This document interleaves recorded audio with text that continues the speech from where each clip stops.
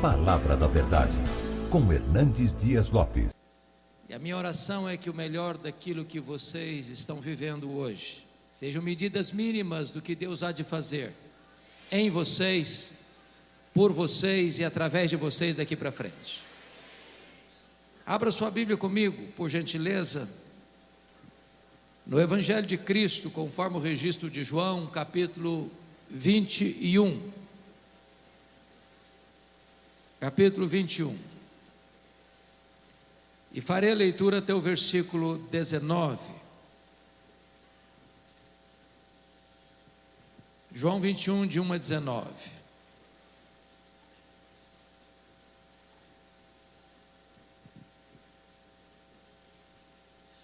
Está escrito o seguinte: depois disso tornou Jesus a manifestar-se aos discípulos junto do mar de Tiberíades, e foi assim que ele se manifestou. Estavam juntos Simão Pedro, Tomé, chamado Dídimo, Natanael, que era de Caná da Galileia, os filhos de Zebedeu e mais 2 dos seus discípulos. Disse-lhe Simão Pedro: vou pescar. Disseram-lhe os outros: também nós vamos contigo. Saíram e entraram no barco, e naquela noite nada apanharam. Mas ao clarear da madrugada estava Jesus na praia. Todavia os discípulos não reconheceram que era ele. Perguntou-lhe Jesus: filhos, tendes aí alguma coisa de comer? Responderam-lhe: não. Então lhes disse: lançai a rede à direita do barco e achareis. Assim fizeram, já não podiam puxar a rede, tão grande era a quantidade de peixes. Aquele discípulo a quem Jesus amava disse a Pedro: é o Senhor. Simão Pedro, ouvindo que era o Senhor, cingiu-se com sua veste, porque se havia despido, e lançou-se ao mar. Mas os outros discípulos vieram no barquinho puxando a rede com os peixes, porque não estavam distantes da terra, senão quase 200 côvados, aproximadamente 100 metros. Ao saltarem em terra, viram ali umas brasas e em cima peixes, e havia também pão.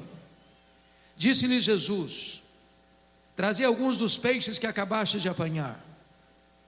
Simão Pedro entrou no barco e arrastou a rede para a terra, cheia de 153 grandes peixes. E não obstante serem tantos, a rede não se rompeu. Disse-lhes Jesus: vinde, comei. Nenhum dos discípulos ousava perguntar-lhe: quem és tu? Porque sabiam que era o Senhor. Veio Jesus, tomou o pão e lhes deu, e de igual modo o peixe. E já era esta a terceira vez que Jesus manifestava-se aos discípulos, depois de ressuscitado dentre os mortos. Depois de terem comido, perguntou Jesus a Simão Pedro: Simão, filho de João, amas-me mais do que esses outros? Ele respondeu: sim, Senhor, tu sabes que te amo. Ele lhe disse: apacenta os meus cordeiros. Tornou a perguntar-lhe pela segunda vez: Simão, filho de João, tu me amas? Ele respondeu: sim, Senhor, tu sabes que te amo. Disse-lhe Jesus: pastorei as minhas ovelhas. Pela terceira vez Jesus lhe perguntou: Simão, filho de João, tu me amas? Pedro entristeceu-se por ele ter dito pela terceira vez: tu me amas? E respondeu-lhe: Senhor, tu sabes todas as coisas, tu sabes que eu te amo. Jesus lhe disse: apacenta as minhas ovelhas. Em verdade te digo que quando eras mais moço, tu te cingias a ti mesmo e andavas por onde querias. Quando porém fores velho, estenderás as mãos e outro te cingirá e te levará para onde não queres. Disse isto para significar com que gênero de morte Pedro havia de glorificar a Deus. Depois de assim falar, acrescentou-lhe: segue-me. Amém? Eu quero pedir permissão a vocês para só voltar nesta passagem já na conclusão da minha fala. O meu propósito nesta noite é apresentar a vocês o apóstolo Pedro. Quem foi este homem que orava pelos enfermos, eles eram curados? que pregava e os corações se derretiam. Quem é este homem que foi o grande líder dos apóstolos, que abriu o evangelho para judeus e gentios? Quem é este homem que, cheio do Espírito Santo, não temia prisões, nem açoites, nem mesmo martírio? Este homem é o símbolo de você e de mim, é o símbolo da humanidade. Este homem é o símbolo dos nossos avanços e recuos, das nossas escaladas e quedas, da nossa ousadia e da nossa covardia. Este é o homem que é capaz de fazer uma declaração absolutamente clara acerca de Cristo: tu és o Cristo, o Filho do Deus vivo, para em seguida reprovar Jesus, dizendo para ele que ele não podia seguir o projeto de Deus de ir para a cruz, e Jesus o repreende severamente. Este homem é aquele que é capaz de uma fé robusta: se és tu, Senhor, manda-me ir ter contigo por sobre as águas, para em seguida olhar para a fúria do vento e naufragar. Este é o homem que é capaz de fazer juros de fidelidade a Jesus, ainda que todos te abandonem, eu jamais, para em seguida negar Jesus covardemente 3 vezes. Quem é este homem? Este homem está aqui nesta noite, mas este homem não está apenas entre nós. Este homem mora debaixo da nossa pele. O sangue deste homem corre em nossas veias, o coração deste homem bate em nosso peito. Na verdade, nós somos Pedro, e o que Jesus fez na vida dele, Jesus pode fazer na sua vida, na minha vida, na nossa vida nesta noite. O Deus de Pedro é o Deus dos recomeços. O Deus de Pedro é o Deus da segunda oportunidade. O Deus de Pedro é o Deus que nos apanha caídos, prostrados, feridos pela vida, e nos restaura e nos levanta e nos usa para o louvor da sua glória. Então hoje eu quero lhes apresentar o apóstolo Pedro. O primeiro episódio que chama a nossa atenção ocorre lá em Lucas 5. Jesus ensinava a multidão à beira do mar da Galileia, e Pedro e os seus colegas de trabalho lavavam as redes depois de uma noite frustrada de um trabalho infrutífero. E diz a Bíblia que Jesus viu 2 barcos ancorados. Um era o barco do Pedro, e Jesus propositadamente entra no barco de Pedro e diz para ele: ô Pedro, afasta o barco. E Jesus transforma aquele barco num púlpito, a água no veículo da sua voz, e ensina dali a multidão. Depois Jesus diz para Pedro assim: ô Pedro, vá para o fundo e lance as redes para pescar. Pedro, que era um profissional, deve ter dito assim: Senhor, esse negócio aqui entendo eu, aqui eu sou o cara, eu sou profissional, e eu quero dizer para o senhor que é à noite que a gente pesca, e nós trabalhamos a noite inteira, não pegamos nada, o mar não está para peixe hoje. Mas de repente acende-lhe um lampejo de fé na alma, e ele diz: mas sob a tua palavra eu lançarei as redes. E quando ele lança as redes, um cardume começa a pular, as redes começam a se romper, aquele barco não consegue reter o produto da pesca milagrosa, o outro barco precisa vir. E quando Pedro percebe que não está apenas diante de uma noite, de um dia de sorte, de uma pescaria maravilhosa, mas de um milagre grandioso, ele larga para lá o barco, ele larga para lá as redes, ele larga para lá os peixes, ele vai ao encontro de Jesus, se prostra diante de Jesus e diz: Senhor, afasta-te de mim, vai embora de mim, eu sou um pecador. E Jesus olha para ele e diz: não temas, Pedro, porque a partir de hoje eu farei de ti um pescador de homens. Pedro começa a seguir a Jesus, torna-se discípulo de Jesus, mais tarde apóstolo de Jesus.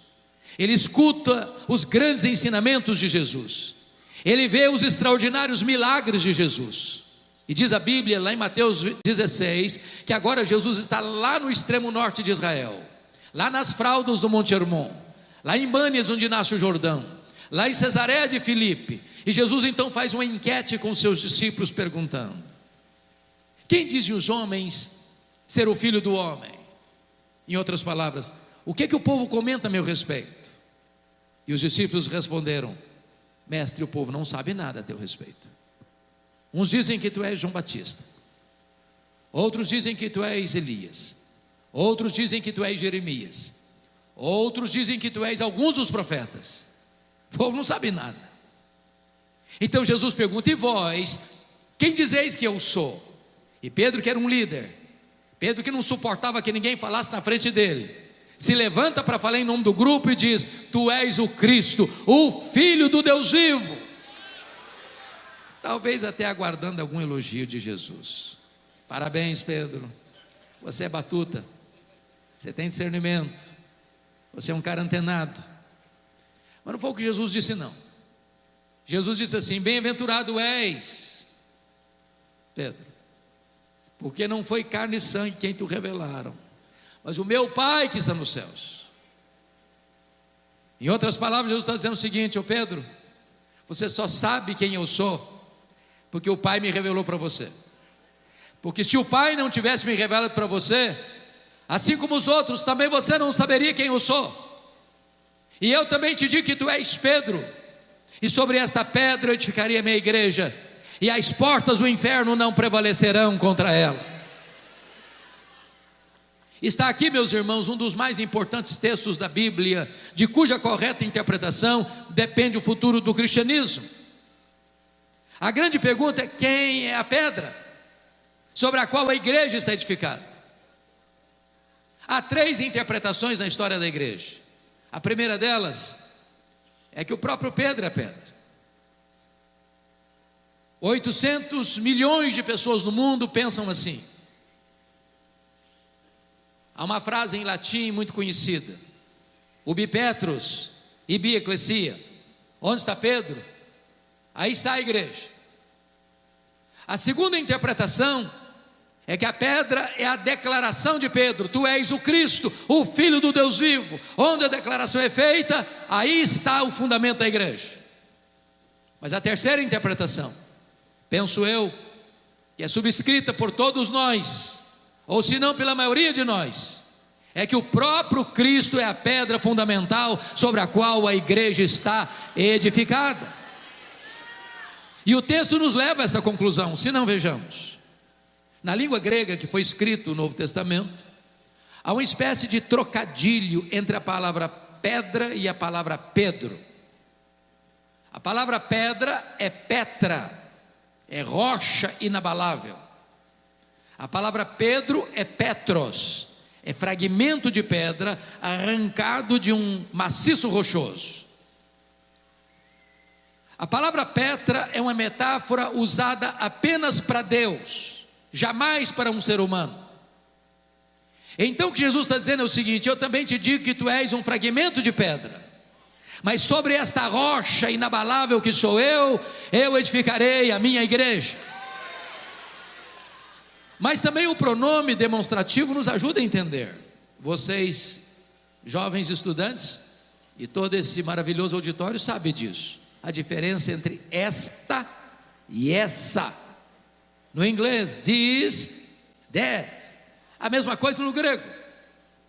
Por exemplo, eu estou com a minha Bíblia, eu digo esta Bíblia. Se eu coloco a minha Bíblia no púlpito e me afasto, eu digo essa Bíblia. Se Jesus tivesse a intenção de dizer que Pedro era pedra, ele teria dito: eu também te digo que tu és Petros, e sobre essa pedra eu edificarei minha igreja. Mas não foi o que ele disse. Eu também te digo que tu és Petros, fragmento de pedra, mas sobre esta pedra, esta rocha, eu edificarei a minha igreja. Então Jesus está fazendo 4 declarações aqui. Primeiro, Ele é o fundamento da igreja. O apóstolo Pedro entendeu tanto isso que no seu sermão em Jerusalém, ele diz que Jesus e não ele é a pedra. Também ele afirma isso na sua primeira carta, dizendo que Cristo é a pedra, o fundamento. O apóstolo Paulo, entendendo assim, disse lá em 1 Coríntios 3,11: ninguém pode lançar outro fundamento além daquele que já foi posto, o qual é Cristo Jesus. E na primeira carta aos Coríntios 10,4 ele diz: Cristo é a pedra, então o fundamento da igreja é Cristo. Mas mais, Jesus também é o dono da igreja. Ele diz: cara, é a minha igreja. A igreja não é sua, a igreja não é minha, a igreja não é nossa. A igreja tem dono, e o dono da igreja tem marca de cravos em suas mãos. Eu estava, pastor Felipe, lá em Campinas, visitando o pastor Aguiar Valvassouras, um querido pastor, um homem de Deus, pastor da igreja do Nazareno. E ele estava me levando para conhecer um novo projeto da igreja. E tinha um colega, pastor nazareno, muito jovem, começando o ministério, sentado no banco de trás. E na medida que caminhávamos, ele dirigindo o carro e eu do lado dele, o pastor jovem dizendo, falando muito, mas várias vezes, dezenas de vezes: minha igreja, minha igreja, minha igreja, minha igreja, minha igreja, minha igreja. E lá pelas tantas, o pastor Aguiar Valvassouras fez esse gesto, botou a mão para trás, com a outra mão no volante, e disse: filho, bota a mão aqui. E eu pensei: vem coisa aí. Quando o pastor botou a mão, ele passou a mão assim na palma da mão do pastor e disse: meu filho, eu não estou vendo marca de cravos aqui. Não precisa falar mais nada. O dono da igreja tem marca de cravos em suas mãos. Terceiro, Jesus não apenas é o fundamento da igreja, o dono da igreja, Ele é o edificador da igreja. Eu edificarei a minha igreja. Quem edifica a igreja não é você, não sou eu, não somos nós. Quem edifica a igreja é o próprio Senhor Jesus. A salvação é obra dEle. Ele quem dá o arrependimento para a vida, Ele quem dá a fé salvadora, é Ele quem regenera, é Ele quem justifica, é Ele quem santifica, é Ele quem glorifica. A salvação é obra dEle de ponta a ponta, para que a glória seja toda dEle. Mas em quarto lugar, Jesus é também o protetor da igreja. Ele diz: as portas do inferno não prevalecerão contra ela. Meus irmãos, o mundo persegue a igreja, o mundo odeia a igreja, o diabo cria situações para embaraçar a igreja, mas ninguém pode deter os passos da igreja do Deus vivo, porque aquele que a salvou é aquele que a protege. A igreja de Jesus é indestrutível, louvado seja o Senhor. Diz a Bíblia que agora que Jesus esclarece para os discípulos quem Ele é, Ele passa para uma nova fase do seu ensino, que Ele nunca tinha falado até então. Agora Ele mostra para os discípulos que era necessário que Ele subisse para Jerusalém, fosse entregue nas mãos dos principais sacerdotes, para ser crucificado. E quando Pedro escuta isso, diz o texto, que ele chama Jesus à parte e diz: Jesus, vem cá um pouquinho, vem cá um pouquinho. E passa a reprovar a Jesus. Diz: tem piedade de ti mesmo, larga a mão desses pensamentos de morte, pense diferente, larga a mão desse pensamento doentio. E diz a Bíblia que Jesus olha para ele e diz: arreda, Satanás, és para mim causa de tropeço, não cogita das coisas de Deus, apenas das coisas dos homens. Preste atenção nisso. Se Pedro fosse o fundamento da igreja, a igreja estaria edificada sobre areia movediça. Bendito seja Deus, porque a igreja está edificada sobre uma rocha que não se abala. Mas o que é que Jesus não quis dizer? Vamos entender isso. Primeiro, Jesus não está chamando Pedro de Satanás. Segundo, Jesus não está dizendo que Pedro está endemoniado. Terceiro, Jesus não está mandando Pedro arredar, Jesus está mandando Satanás arredar. Porque se nós não entendermos isso, a gente vai dizer assim: arreda, Pedro, aí o Satanás fica. Não, quem tem que arredar é o Satanás, o Pedro fica. O Pedro é discípulo. Em Pedro Jesus vai continuar investindo. Em Pedro Jesus vai continuar trabalhando. Tanto é verdade que uma semana depois, Jesus sobe um alto monte para orar. A tradição diz que é o Monte Tabor, outros dizem que é o Monte Hermon. Para nós não importa, porque crente não faz peregrinação sagrada. Para crente todo lugar é sagrado. Mas diz a Bíblia que Jesus sobe o monte para orar, e lá ele se transfigura, e aparecem conversando com ele em glória Moisés e Elias, representantes da lei e dos profetas. E diz a Bíblia que Pedro está vendo milagres. Aliás, são 4 milagres que acontecem ali. Primeiro milagre, Jesus se transfigura. Segundo milagre, Moisés e Elias aparecem em glória, conversando com Jesus sobre a sua partida. Preste atenção nisso, a pauta da reunião, a partida para Jerusalém. A palavra partida lá no grego é êxodos, de onde vem a nossa palavra portuguesa êxodo, mostrando que a cruz seria o êxodo. Ali na cruz aconteceu a nossa libertação. Terceiro milagre, uma nuvem luminosa os envelopa. Quarto milagre, de dentro da nuvem surge uma voz divina dizendo: este é o meu eleito, a ele ouvi. Por que eu estou lhes trazendo essas informações? Porque nós vivemos uma geração que corre atrás de milagres, e nós cremos em milagres, e nós pregamos sobre milagres, e nós esperamos milagres. Mas a ideia de que se eu testemunhar mais milagres eu vou crer mais, não é bíblica. A fé vem pelo ouvir, e ouvir a palavra de Deus. Você verá nesse monte 3 gerações representadas: a geração de Moisés, a geração de Elias e a geração dos apóstolos. Se você ler a sua Bíblia, você notará que essas foram as 3 gerações que mais viram milagres, mas foram também as 3 gerações mais incrédulas. Pedro está vendo milagres, mas ele não tem discernimento espiritual. E o primeiro discernimento que Pedro não teve foi sobre a centralidade da pessoa de Jesus. Diz a Bíblia que ele disse assim: mestre, porque ele achava que estava no controle: mestre, nós vamos fazer o seguinte, olha, vamos fazer 3 tendas, uma vai ser tua, outra vai ser de Moisés, outra vai ser de Elias. Diz o texto que ele não sabia o que estava falando. Sabe por que ele não sabia o que estava falando? Estava falando uma bobagem. Ele estava comparando e equiparando Jesus a Moisés e Elias, ao representante da lei, ao representante dos profetas. Mas Jesus não é apenas um grande homem, Jesus é o próprio Deus entre os homens. Ele é único, ele é singular. Segundo, Pedro está vendo milagres, mas ele não discerne não apenas a centralidade da pessoa de Jesus, mas ele não discerne também a centralidade da missão de Jesus. Vamos entender isso.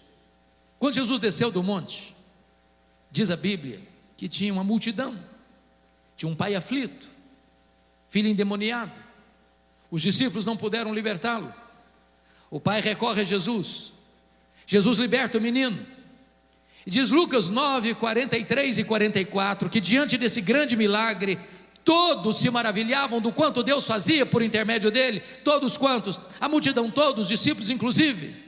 E Jesus viu nessa admiração um problema, uma tentação, um perigo. O mesmo problema que estava lá em João 6, que quando ele multiplicou pães e peixes, a multidão queria fazer dele um rei político, um Messias milagreiro, alguém para resolver os problemas do aqui e do agora. E Jesus fugiu dessa agenda e deixou para lá a multidão. Aqui a mesma coisa ocorre. E quando os discípulos estão mais uma vez embarcando nesse pensamento de que Jesus era um Messias político para resolver os seus problemas do aqui e do agora, para curas, para milagres, para multiplicação de pães e peixes, Jesus diz para os seus discípulos assim em Lucas 9,44: fixai nos vossos ouvidos as seguintes palavras: o Filho do Homem vai ser entregue nas mãos dos homens. Sabe o que Jesus está dizendo? Não pensem vocês que eu vou mudar minha agenda. Não pensem vocês que eu desci do céu para ser apenas um operador de milagres. Não pensem vocês que eu vim ao mundo apenas para resolver os seus problemas do aqui e do agora. Eu vim do céu para ir para a cruz. E é para a cruz que eu estou indo, e esta é a agenda do Pai que está traçada na eternidade, e eu não vou fugir dessa agenda. Entendam isso, eu estou indo é para a cruz. Mas Lucas 9,45 diz que os discípulos não entenderam isso, vendo milagres, sem saber quem é Jesus e o que ele veio fazer. Diz Lucas 9, 51 e 53, que quando Jesus desce do monte, todos podiam perceber no rosto dele que ele estava indo para Jerusalém, indo para morrer, e ele sabia disso. E agora diz a Escritura que ele está chegando em Jerusalém, a multidão o acompanha, uma outra multidão o espera, e ele entra pelo Monte das Oliveiras, vai descendo o Monte das Oliveiras, vai cruzando o Vale do Cedron, vai subindo as encostas do Monte Moriá, lá está a entrada da cidade. Diz Lucas que o povo canta e Jesus chora convulsivamente. Chora porque Jerusalém não aproveitou o tempo da sua visitação. Chora porque Jerusalém matou os profetas e haveria de crucificá-lo. Chora porque Jerusalém seria entregue nas mãos dos romanos e seria arrasada e devastada até os fundamentos. Quando Jesus entra na cidade, Jesus diz para Pedro e João assim: vocês vão preparar para mim um lugar para que eu possa comer a Páscoa com vocês. Prepara um cenáculo no Monte Sião. Chega quinta-feira à noite, a mesa está posta, cordeiro assado, pão sem fermento, ervas amargas, vinho, e do lado uma bacia com água e uma toalha. Isso porque não se sentava à mesa sem lavar os pés, porque as mesas eram baixas, não dá para esconder os pés como as nossas mesas de hoje. Sapatos eram alpargatas de couro cru abertas, e Jerusalém fica num deserto. A pessoa sentava e botava o pé bem próximo do rosto daquele que está do seu lado. Mas lavar os pés era um trabalho de escravo, e os discípulos eram muito orgulhosos para lavar os pés uns dos outros, ou até mesmo os seus próprios. Então diz a Bíblia que eles se assentam à mesa sem lavar os pés. E apesar de Jesus estar mergulhado na sombra da cruz, eles estão atravessando a passarela da feira das vaidades. E eles se assentam à mesa perguntando: quem de nós é o mais importante? Quem de nós vai ter mais projeção no reino? Quem de nós vai ter destaque maior no reino? E quando Jesus percebe que eles estão antenados no outro canal, Jesus se levanta da mesa, pega a bacia, cinge com a toalha e começa a lavar os pés dos discípulos. Ou constrangimento, ou tapa de luva. Imagine Jesus lavando os pés de Mateus, de Tomé, de Judas Iscariotes. Aí Jesus chega na frente do Pedrão, ele arregala os olhos com certeza, e pergunta: tu me lavarás os pés a mim? E Jesus responde: o que eu faço agora tu não entendes, entendê-lo-ás depois. Ele era 880 e disse: Senhor, ó, devo dizer uma coisa, os meus pés tu não vais lavar, eu não vou permitir que tu te humilhes a esse ponto. Não, os meus pés não, os meus não, o senhor não vai lavar meus pés, pronto, está decidido. E Jesus disse para ele: se eu não te lavar os pés, tu não tens parte comigo. Aí ele diz: Senhor, então faz o seguinte, o senhor lava os pés, o senhor lava as mãos, o senhor lava a cabeça, o senhor me dá um banho completo então. Aí Jesus: não, Pedro, agora é você que não está entendendo. Todos vocês já estão limpos, exceto um. Jesus está se referindo a Judas Iscariotes. O que Jesus está dizendo é o seguinte: todos vocês já passaram pelo lavar regenerador do Espírito Santo. Isso acontece uma única vez na vida e nunca mais precisa se repetir. Mas aqueles que são regenerados precisam constantemente serem purificados pelo processo contínuo da santificação. Naquela noite Jesus faz uma grande transição do judaísmo para o cristianismo, porque foi a última Páscoa. Nunca mais precisou matar um cordeiro. Jesus naquela noite pega o pão, o parte, diz: este pão é o meu corpo que é dado por vós.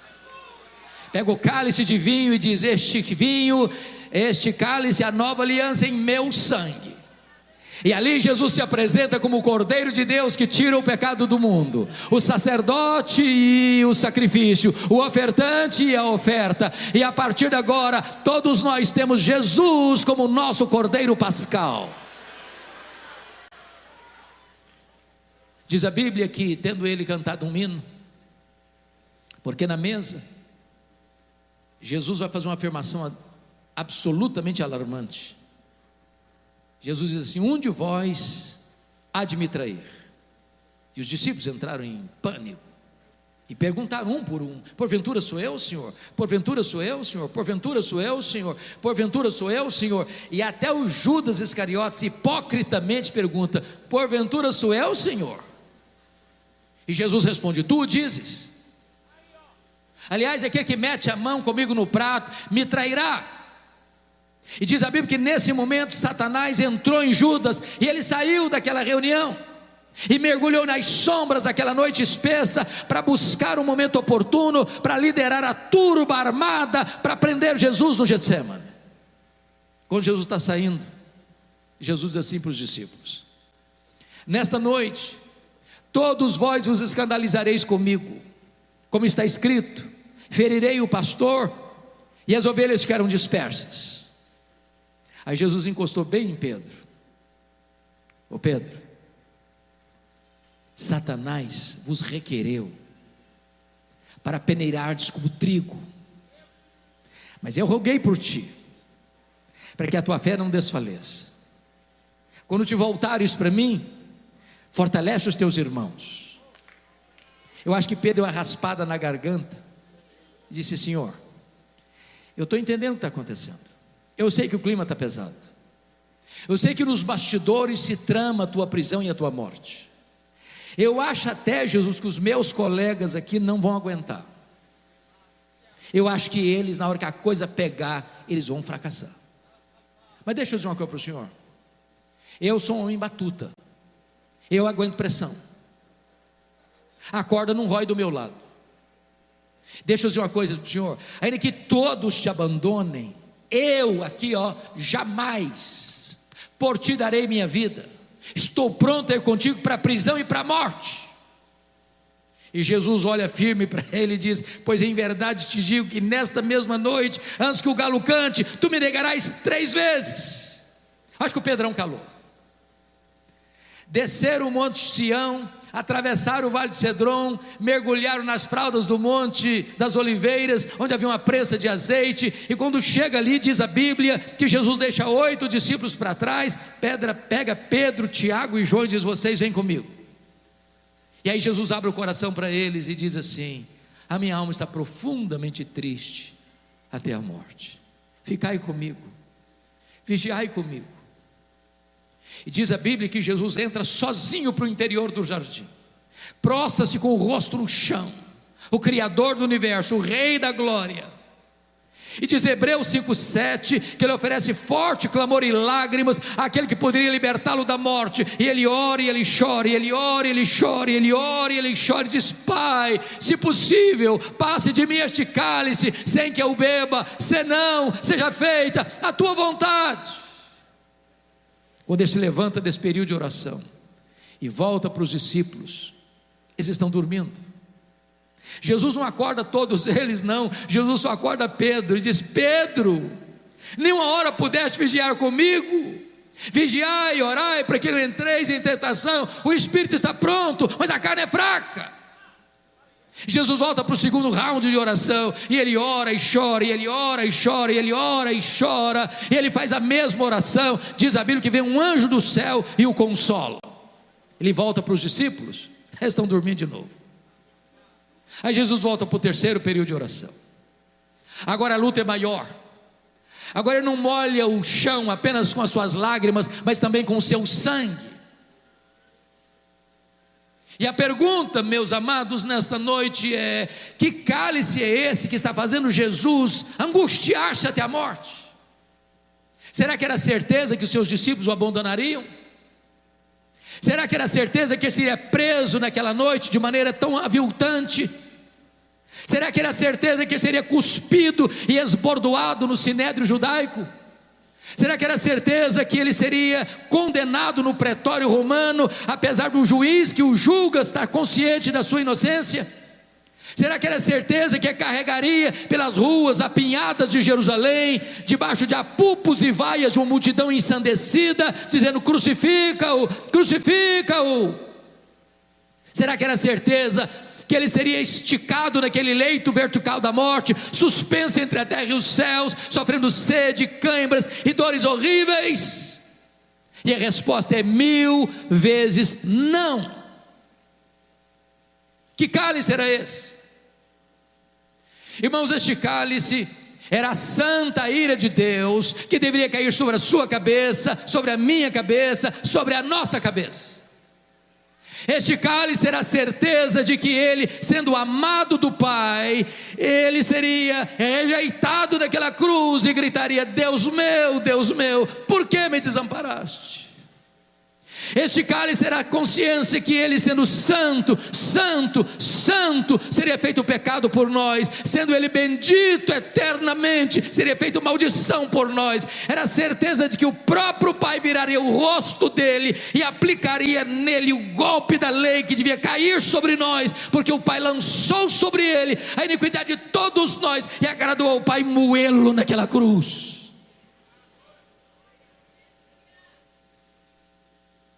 Destaco para os irmãos algo sublime. Depois do terceiro período de oração, não tem mais angústia em Jesus. A batalha foi travada no Getsemane. Não tem mais angústia. Quando Jesus se levanta do terceiro período, ele vai lá para os discípulos e dá uma balançada neles: acordai, vamos-nos, o inimigo se aproxima. O Pedro pega a espada, decepa a orelha do Malco, e Jesus: guarda essa espada, Pedro, se eu precisasse desse tipo de ajuda, eu rogaria ao Pai, ele me mandaria mais de 12 legiões de anjos, mais de 72 mil anjos. Quando a turba chega armada, Jesus não se esconde atrás das oliveiras históricas daquele jardim. É Jesus quem se apresenta e pergunta: a quem buscais? A Jesus o Nazareno. Pois sou eu. E caíram por terra. A partir de agora, Jesus vai para o sinédrio, e eles cospem nele, e eles esbordam a cabeça dele. Ele está firme como uma rocha. Ele é levado para o pretório romano, e quem está confuso e perturbado é o governador Pôncio Pilatos. Ele está firme, resoluto. Ele caminha para a cruz, as mulheres choram, e ele diz: por que vocês estão chorando por mim? Não chorem por mim, chorem por vocês, chorem pelos filhos de vocês. Ele é pregado na cruz e transforma aquele patíbulo de horror num palco para a glória de Deus e num instrumento para a nossa salvação. Ele ali discursa as maiores verdades da fé cristã. Pai, perdoa-lhes, hoje mesmo estarás comigo no paraíso. Mulher, eis aí teu filho, filha, eis a tua mãe. Deus meu, por que me desamparaste? Tenho sede, está consumado, nas tuas mãos entrego o meu espírito. Pedro, covardemente, também foge naquela noite, começa a seguir Jesus de longe. E aí diz a Bíblia que ele, acompanhado de João, meio aparentado do sumo sacerdote, consegue entrar lá na casa do sumo sacerdote, e fica lá onde tem um braseiro, no pátio. A noite está fria, ele quer se aquentar. Quando passa uma criada, olha bem para ele, o reconhece e diz: tu também estavas com ele, o Jesus, o Nazareno. O Pedro nega diante de todos: eu não sei o que dizes. Aqui não está bom. Ele vai lá para o alpendre, tenta se esconder por lá. Passa uma outra criada, olha, o reconhece e diz para os colegas assim: aquele ali é também discípulo dele. O Pedro escuta e diz: eu não conheço esse homem, eu juro que eu não conheço esse homem. Daqui a pouquinho chegam alguns homens, talvez aqueles que prenderam Jesus, entre eles, olha bem para o Pedro e diz: esse sotaque nortista seu, esse sotaque de Galileu seu aí disfarçável, você é discípulo dele mesmo. E diz a Bíblia que Pedro agora nega, que Pedro jura, que Pedro pragueja, que Pedro fala palavrão, que Pedro fala coisas horríveis. Ele diz: eu não conheço este homem. Nesse momento o galo cantou, Jesus cravou nele o olhar, e Pedro caiu em si, desatou a chorar, e saiu dali chorando amargamente, chutando as pedras no meio daqueles olivais. Naquela noite Jesus foi esbordoado e cuspido no sinédrio, e Pedro não estava lá. Na sexta de manhã Jesus é levado ao pretório romano, acusado, e Pedro não estava lá. Jesus foi sentenciado à pena de morte. Foi preciso de um outro Simão ajudar Jesus a levar a cruz, porque Pedro não estava lá. Sexta-feira, 9 horas da manhã, Jesus é crucificado, Pedro não estava lá. Sexta-feira, 3 horas da tarde, Jesus morre, Pedro não estava lá para dar pelo menos um sepultamento digno a Jesus. Jesus é sepultado, Pedro não está no sepultamento de Jesus. Sábado, silêncio da morte, Pedro está escondido com medo dos judeus. Domingo de manhã, não é Pedro, são as mulheres da Galileia que vão ao túmulo.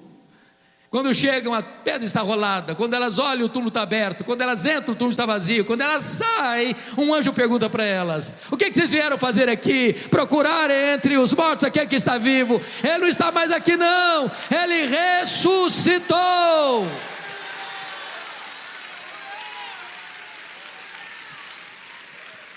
E o anjo disse para as mulheres assim: tem um recado aqui dele: ide dizei aos seus discípulos e a Pedro que ele irá diante de vós para Galileia, lá o vereis, como ele vos disse. Por que a menção do Pedro, se ele já era discípulo e o primeiro deles? É porque Jesus sabia que Pedro havia desistido. Pedro, Petros, fragmento de pedra, mentira, pó, apenas pó. Negou seu nome, negou sua fé, negou seu apostolado, negou o seu Senhor. Pedro desistiu de Jesus, mas Jesus não desistiu de Pedro. Eu quero dizer para você nesta noite que apesar dos seus deslizes, apesar dos seus fracassos, apesar das suas quedas, Jesus não desiste de você. Ele não abre mão da sua vida, Ele não perde você de vista. Ele ama você, Ele quer você, Ele restaura você, Ele põe você de pé outra vez. Ele é o Senhor das segundas oportunidades. Agora imagine comigo a viagem de Jerusalém a Galileia. São 153 quilômetros a pé. Eu fico pensando, Felipe, que cada passada do Pedro era uma fisgada na alma, era uma martelada na consciência. Eu acho que ele ia caminhando e pensando assim: quando Jesus se encontrar comigo, ele vai me arrebentar todinho, ele vai me quebrar pelo meio. Ele vai botar o dedo no meu nariz e dizer que eu sou um fracasso, que eu sou um covarde. E eu sou mesmo. Quando ele chega na Galileia, Jesus não está lá. Jesus não está lá. E ele, que era um líder, disse assim: eu vou pescar. Preste atenção nisso. Você precisa orar mais pelos líderes. Sabe por quê? Não tem líder neutro. O líder é uma bênção ou é um problema. Neutro não é. John Maxwell disse que liderança é influência. O líder sempre vai influenciar. Porque o Pedro era um líder e dizia: eu vou pescar. Os outros disseram: pois nós vamos contigo. Mas o que significa eu vou pescar? Estou estressado? Preciso de um troco? Não. Quando o Pedro diz eu vou pescar, está dizendo o seguinte: fim de linha para mim, acabou. Não tem mais futuro, não tem mais sonho, não tem mais projeto. Vou voltar para o passado. Vou voltar para as redes, vou reabrir minha empresa pesqueira. Esse negócio de apostolado não dá mais para mim, acabou o sonho. Naquela noite, diz a Bíblia, que eles nem uma piaba conseguiram pegar. Quando o homem se afasta de Deus, nem pescar consegue mais. A noite está acabando e as redes estão vazias. E eles estão voltando ainda de noite, meio escuro. Alguém caminha lá na praia, ele não sabe quem é. O barco está a 100 metros da praia. E de repente aquele que está aqui na praia se dirige a eles lá no barco assim: covardes! Foi assim? Não. Filhos,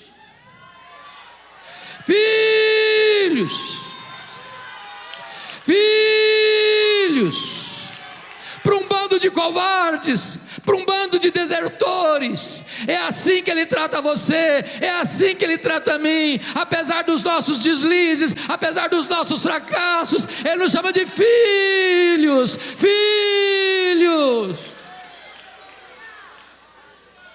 Tendes aí alguma coisa de comer? Eles responderam: não. É claro que Jesus não precisava dessa informação. Ele não está fazendo essa pergunta porque precisa ser informado, não. Ele está fazendo essa pergunta para acordar a consciência deles. Então Jesus diz assim: lançai a rede à direita do barco e achareis. Aquele a quem servimos nesta noite, a quem estamos agradecendo pelos 10 anos dessa igreja nesta noite, é o Deus que manda no céu, é o Deus que manda na terra, é o Deus que manda no mar. E o Senhor empurra um cardume de 153 peixes selecionados para o lado direito do barco, e quando eles lançam as redes, os peixes começam a pular, e João diz: ô Pedro, é o Senhor, Ele chegou, é Ele, Pedro, Ele está aqui, Pedro. E Pedro mais uma vez larga para lá o barco, larga para lá as redes, larga para lá os peixes, nada 100 metros, coração acelerado, e diz: agora Ele vai me quebrar, Ele vai me arrebentar todo. E quando ele chega na praia, um susto, ele vê um braseiro com pão e com peixe. Só tem 2 lugares no Novo Testamento onde aparece a palavra braseiro. Foi onde Pedro negou Jesus e onde Pedro foi restaurado por Jesus. Sabe por que Jesus plantou aquele braseiro ali?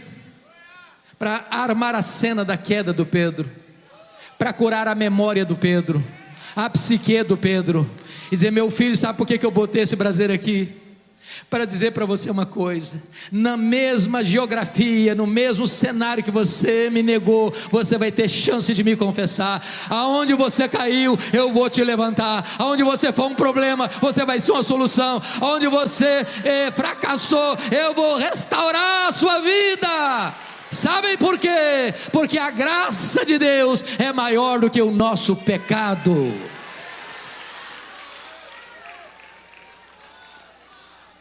Depois que Jesus o alimentou, diz a Escritura, que Jesus chama Pedro para uma conversa e diz: Simão, filho de João, tu me amas mais do que estes outros? Uai, Jesus, eu não estou te entendendo. Por que deveria eu amar-te mais do que os outros? Não basta amar-te igual aos outros? Por que Jesus fez essa pergunta? Porque lá atrás o Pedro havia dito assim: ainda que todos te abandonem, eu jamais. Sabe o que o Pedro havia dito lá atrás? Eu sou mais crente que os outros, eu sou mais leal do que os outros, eu te amo mais do que os outros. O que Jesus está perguntando para Pedro é o seguinte: ô Pedro, você ainda pensa a mesma coisa a seu respeito? Você ainda acha mesmo que você é melhor que os outros? Você ainda acha mesmo que você é mais leal do que os outros? Você ainda sustenta a opinião que você tem sobre você? Pedro respondeu: sim, Senhor, tu sabes que eu te amo, então apacenta os meus cordeiros. Aí Jesus pergunta a segunda vez assim: Simão, filho de João, tu me amas? Ele não pergunta se ama mais, não, só pergunta se ama. Pedro respondeu: sim, Senhor, tu sabes que eu te amo, então pastorei as minhas ovelhas. Aí Jesus perguntou a terceira vez: Simão, filho de João, tu me amas? Ele ficou triste, terceira vez: sim, Senhor, tu sabes todas as coisas, tu sabes que eu te amo, então apacenta as minhas ovelhas. Pergunta: por que Jesus perguntou para Pedro 3 vezes? Tu me amas? Porque 3 vezes o Pedro havia negado a Jesus. Mas o que significa isso? Jesus perguntou 3 vezes para dizer o seguinte: ô Pedro, você não me negou a primeira vez? A minha graça é suficiente para levantar você. Você fracassou a segunda vez? A minha graça é suficiente para levantar você. Você me negou a terceira vez? Pois a minha graça é suficiente para restaurar você. Ô Pedro, a minha graça é maior do que o seu pecado. Mas, meus irmãos, uma riqueza nesse texto na língua original, na língua grega, que não dá para verter para a língua portuguesa.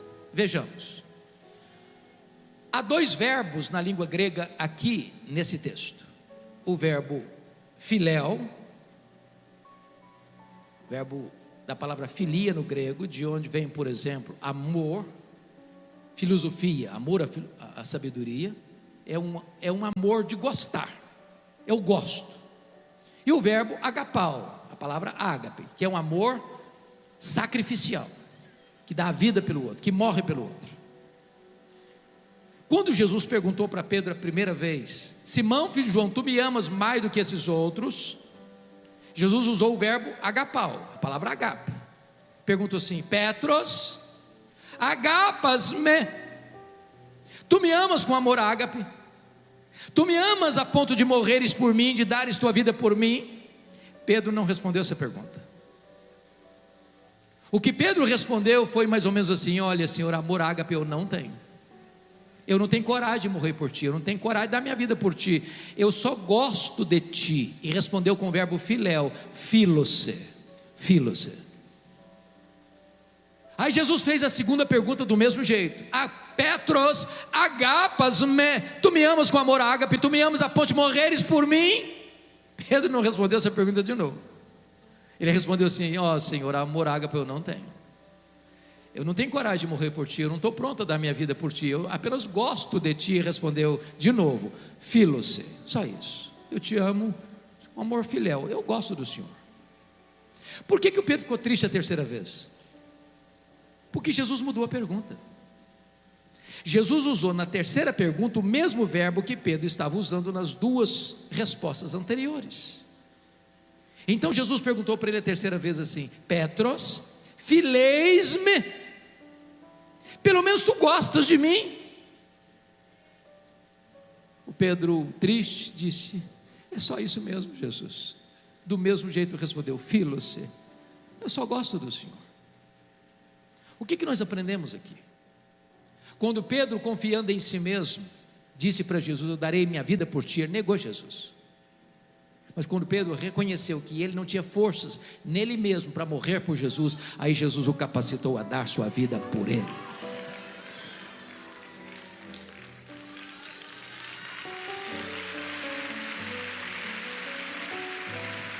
Mas notem, meus irmãos, que Jesus está apenas aqui restaurando a vida de Pedro. Jesus está também restaurando o ministério de Pedro. Talvez nesta noite haja alguém aqui que já foi gente em linha de frente, de vanguarda, de liderança, mas que diante dos fracassos da vida, das lutas da vida, das intempéries da vida, caiu, se arrebentou, um deslize moral, um problema no casamento, um problema na vida, e começou a voltar para suas redes, para o seu passado, diz: para mim não tem mais jeito, para mim não tem mais esperança.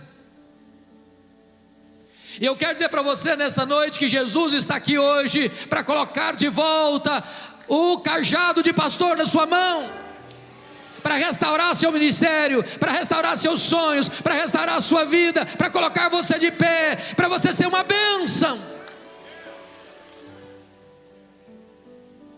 A partir de agora, irmãos, Pedro é um outro homem.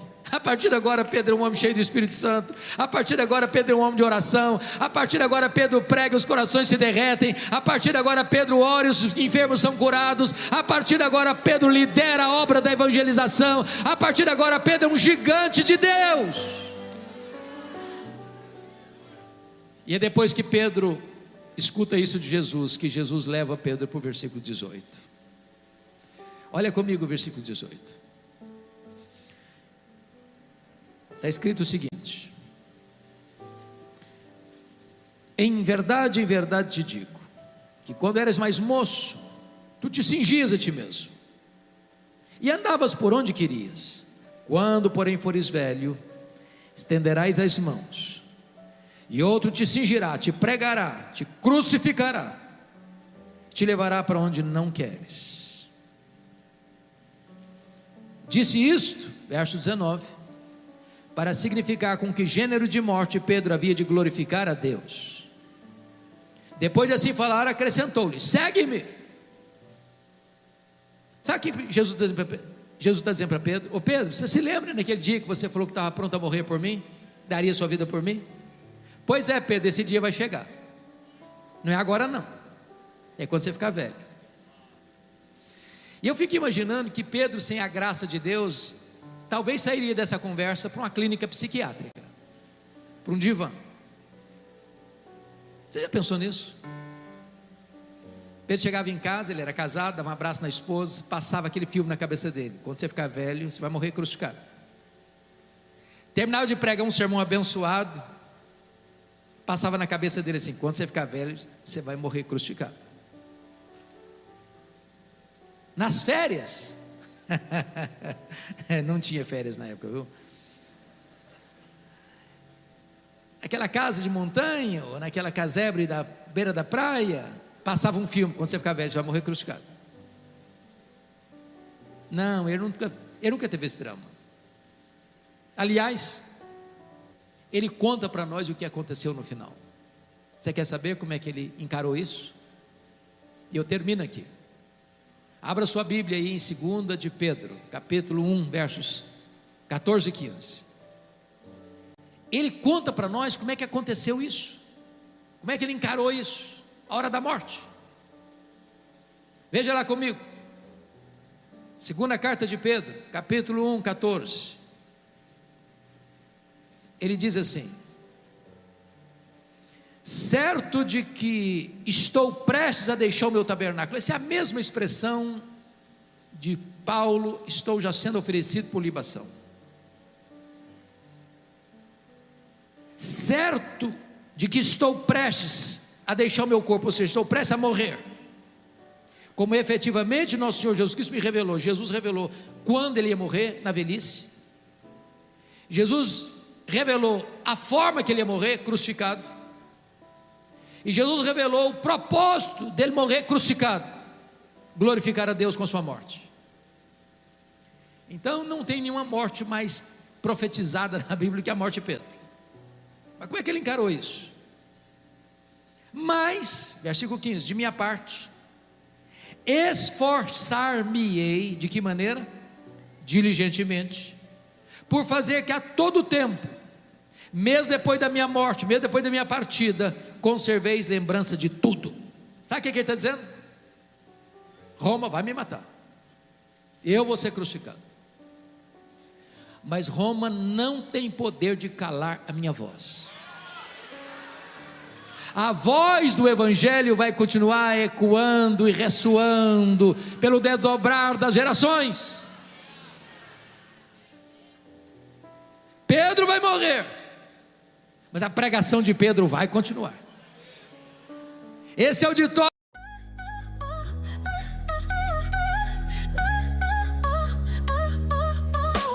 Rolling down the boulevard in my Lambo, city lights sparkle, watch the neon glow. Leather seats, engine roars, thrill in the air. Got the world in my hands, living without a care. She's in the passenger seat, looking so fine. Eyes locked on me, baby, we're in our prime. Speeding through the night, let the stars be our guide. In this luxury ride, there's no need to hide. We're cruising in the fast lane, living like a dream. Top down, baby, we're the hottest team. Feel the heat rising, passion on display. In the Lambo with you, it's a sexy getaway.